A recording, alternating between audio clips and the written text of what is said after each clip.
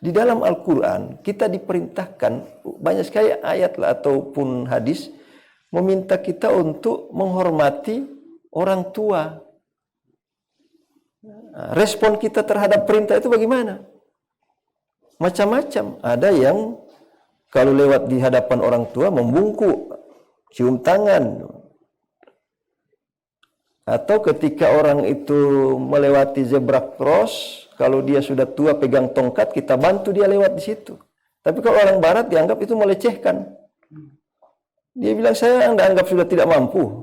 Nah, jadi kita atau menghapus papan tulis, kalau etika di kita timur itu kan, kalau papan tulis sudah penuh, murid tidak etis kalau kita tidak menghapus itu, nanti guru yang hapus. Nah, kalau dalam pandangan barat dianggap itu adalah is my job, itu adalah job saya. Tugas saya, Anda tidak usah bantu-bantu, seolah-olah saya sudah tidak bisa hapus itu. Nah, jadi seperti itu. Nah, kalau di timur merespon perintah itu terkait dengan akhlak, kalau melayani tamu, kalau kita dilayani oleh pembantu, itu baru beradab. Tapi kalau orang barat enggak. Tamu malah jadi dilecehkan kalau dilayani oleh pembantu. Jadi tuan rumah yang ambil langsung dari kulkas kasih, Pak. Diberikan kepada sang tamu ini. Dia merasa dihargai karena langsung diberi oleh tuan rumah, bukan simbol mau ambilkan air minum untuk tamu kita ini. Ini kan terlalu. Nah, jadi ini beda Jadi sama-sama ingin menghormati tamu, menghormati orang tua, tetapi pada level budaya terjadi perbedaan untuk merespon perintah tadi. Merespon perintah yang berkaitan dengan pendidikan akhlak. Nah, makanya ada seorang profesor itu di Makassar, Pak Kasim Mattar itu, bilang akhlak itu tidak bisa diamalkan. Oh, terus yang diamalkan apa? Yang diamalkan itu adalah etika. Akhlak itu anjuran. Hormati orang tuamu, nak. Bagaimana caranya? Bungku-bungku, cium tangan. Tidak ada perintah cium tangan orang tua dalam Al-Quran. Ciumlah tangan orang tuamu, bapak ibu, tidak ada kan. Apalagi hari raya. Tapi itu kan sebuah budaya, respon kita terhadap pesan-pesan ilahiyah. Ini kayaknya bincang tapi agak bukan bincang lagi, so kuliah ini kalau begini model. Nah, tapi memang ini kebutuhan kita bersama dan harus kita perbincangkan serius. Alhamdulillah Mimosa ini adalah sebuah stasiun yang merespon ini dengan cepat karena ini kebutuhan warga, terutama masyarakat muslim yang karena semua kita ini walaupun bukan jurusan pendidikan pasti bersentuhan dengan pendidikan karena anaknya adalah dia harus didik.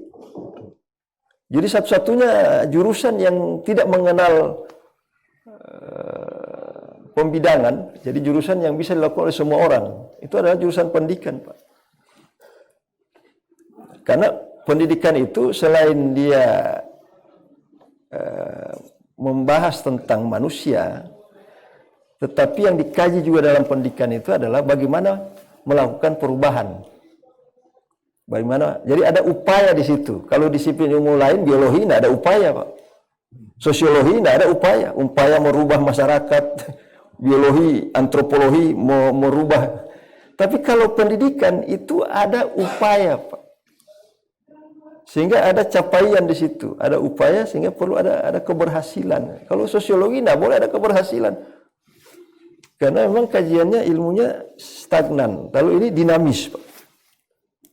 Sehingga semakin dikaji semakin menarik, apalagi pada level implementasi dalam kehidupan, apalagi dikaitkan dengan wahyu.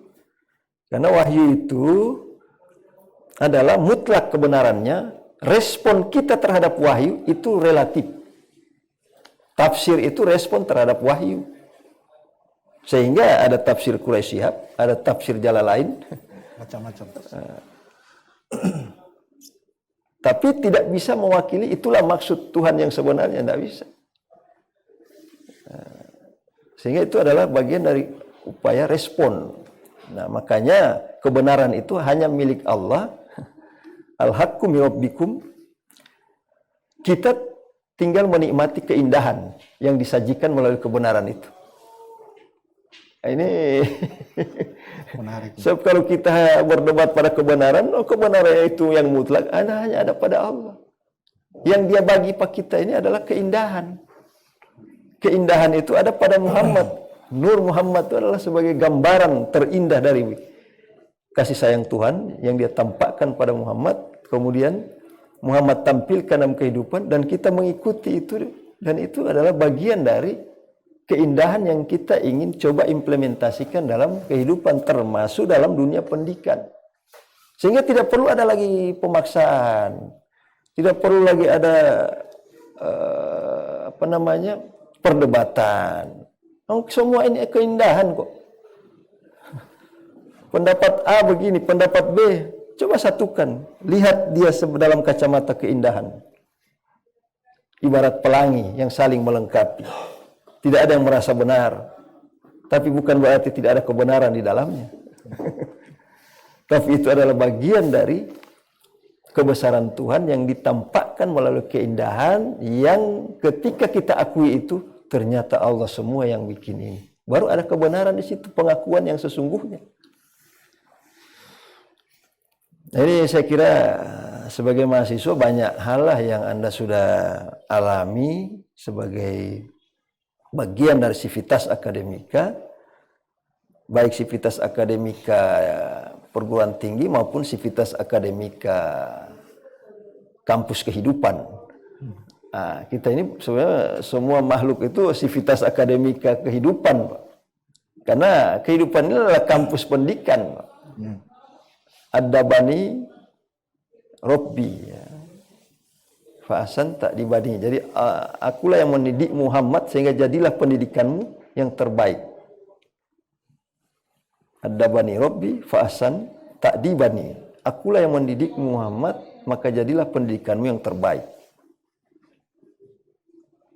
Jadi ini kira-kira banyak hal yang agak kita ini perdalam dalam kajian-kajian semacam ini, perbincangan-perbincangan semacam ini untuk menemukan keindahan-keindahan dari kebenaran-kebenaran itu yang disajikan dalam berbagai realitas kehidupan maupun dalam teks-teks yang ada yang kita baca dalam Al-Quran maupun hadis. Termasuk yang ada pada diri kita sendiri. Saya kira itu dulu untuk sementara. Mungkin ada. Terima kasih Pak Dokter untuk ulasan yang sangat jelas untuk kita gali banyak ilmu yang bisa didapat. Mungkin selanjutnya kira-kira ada pertanyaan dari teman-teman mahasiswa. Persilakan. Ya, disebutkan nama.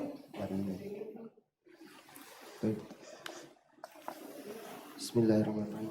Assalamualaikum warahmatullahi wabarakatuh. Waalaikumsalam warahmatullahi wabarakatuh. Saya Arham Mubihul, mahasiswa pendidikan bahasa Arab Yayasan Sultan Amai Gorontalo yang sekarang adalah mahasiswa semester 6. Saya ingin bertanya perihal pendidikan dan Al-Quran itu sendiri. Yang menjadi pertanyaan saya adalah apa sih sebenarnya tujuan pendidikan itu? Kan di dalam pembahasan kali ini adalah tujuan pendidikan pendidikan dan Al-Quran. Nah, kira-kira tujuan mungkin ini akan lebih spesifik ke pendidikan Islam karena membahas tentang Al-Quran. Maka apa sih tujuan daripada pendidikan Islam itu sendiri? Dan untuk menghindari justifikasi daripada orang-orang tua yang ingin menyekolahkan anaknya di bidang pendidikan yang mungkin lebih condong kepada pendidikan umum dibandingkan pendidikan Islam, kira-kira apa cara kita untuk bisa menghindari justifikasi ini atau menghilangkan justifikasi yang ada di pemikiran-pemikiran orang-orang tua yang lebih baik kita sekolahkan anak kita di umum pendidikan umum itu sama saja dengan ini, bahkan mutu-mutu di pendidikan umum itu luar biasa talentanya. Jadi bagaimana sih cara kita untuk bisa menghilangkan pemikiran-pemikiran orang tua seperti itu? Terima kasih. Terima kasih. Jadi mungkin bisa langsung saja Pak Dokter. Jadi memang kalau ditanya sama orang tua kita, apa sih tujuan Bapak menyekolahkan anaknya ke madrasah misalnya? Maka jawaban sederhana. saya maunya anak saya itu bisa berbakti pada kedua orang tua. Kan simple, Pak. Jadi dia tidak mau muluk-muluk, Pak. Yang bikin standar muluk-muluk ini ya lembaga pendidikan Islam. Keunggulan, berbasis begini. Tapi kalau ditanya, saya yang penting dia bisa berbakti pada saya, dia bisa menjadi anak soleh-soleha. Ini sudah cukup lah. Sehingga apa gunanya sih kuliah tinggi-tinggi kalau dia tidak bisa berbakti pada orang tua dan dia tidak bisa menjadi waladun solihah. Sebagaimana yang dikisahkan oleh Luqman dalam Al-Quran. Nah, kalau kita bicara tujuan, memang sudah diatur. Kalau dalam sistem pendidikan nasional kita itu sudah ada tujuan, dari tujuan yang tertinggi sampai tujuan pada mata pelajaran. Atau istilah sekarang ini kompetensi, kan? Kompetensi yang terdiri atas kognitif, psikomotorik, dan afektif. Afektif pun ada dua, afektif sosial dan afektif spiritual. Nah, yang sulit bagi kita sekarang ini saya lihat, terkesan pendidikan kita baik umum maupun Islam itu sudah menjadikan bahan ajar ini sebagai tujuan. Materi ini sudah jadi tujuan. Kenapa? Karena anak-anak ketika dibelajarkan disuruh kuasai materi. Baru ditanya lagi di soal. Jadi terkesan apa tujuan Anda belajar? Menguasai materi. Apa tujuan Anda mengajar? Memberi materi. Jadi sama-sama terpusat pada materi. Padahal dalam teori itu materi atau bahan ajar itu sebagai bahan, alat untuk mencapai tujuan. Bukan tujuannya sudah jadi materi, jadi tujuan. Saya ibaratkan makanan lah. Ya. Makanan itu kan wadah, alat, bahan saja kan. Tujuannya bukan untuk menguasai makanan atau memasukkan makanan ke perut itu jadi tujuan. Tapi tujuannya adalah supaya sehat. Supaya sehat bahannya harus masuk kan gitu. Nah, kalau ilmu dimasukkan pada siswa melalui proses interaksi, itu kemudian siswanya tujuannya supaya dia pintar kan gitu. Kognitifnya. Jadi kognitif itu ada 6 level kan. Ada kalau di tingkat S1 ada C1, C2 sampai C6. Jadi mengerti atau memahami, membandingkan, membedakan, menganalisis sampai mensintesis dan mengevaluasi. Nah, ini kan derajat kemampuan berpikir. Melalui materi yang disajikan, itu kita genjot untuk bisa menguasai ranah-ranah daripada tujuan itu sendiri. Dia berada pada level mana ketika dia menguasai materi ini atau diberi materi ini, dia sampai pada level memberi contoh atau membandingkan atau sampai pada menganalisis. Nah, ini yang saya lihat perlu kita berikan muatan-muatan yang bisa merangsang siswa untuk menaikkan derajat berpikirnya. Nah, kalau ditanya tujuan pendidikan Islam, kalau menurut di buku-buku itu banyak disebutkan untuk membentuk kepribadian Muslim. Atau ada menurut Ahmad Demarimba, tujuan pendidikan Islam itu adalah untuk membentuk kepribadian utama. Ya. Abdul Fattah Jalal juga berpendapat tujuan pendidikan itu adalah untuk mencapai manusia yang sempurna atau insan kamil. Tapi ini kan tujuan ideal. Bagaimana dalam implementasinya untuk mewujudkan tujuan itu? Maka di situ dirumuskan kompetensi. Untuk menghayati ajaran agama, dia harus diberi pengetahuan agama dulu. Untuk bisa menghayati nilai-nilai sholat, ya harus diajar dulu tentang sholat kan gitu. Sehingga sholat itu dididikkan atau diajarkan. Tujuannya dididikkan, tapi dengan cara diajarkan dulu. Jadi tujuannya bukan untuk mengajarkan sholat. Tujuan kita mendidik sholat. Tetapi dengan cara diajarkan. Memang ini penting ditindaklanjuti ya. Sebagai menambah wawasan kita dan sebagai mempermudah kita dalam melaksanakan pendidikan Islam.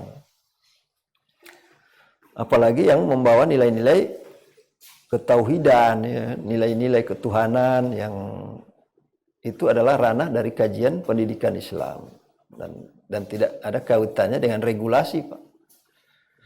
Nah, ini mempertemukan antara regulasi. Ini saya agak dilemanya di situ. Di satu sisi kita harus memenuhi target regulasi, tetapi regulasi ini tidak dibingkai dengan muatan-muatan wahyu.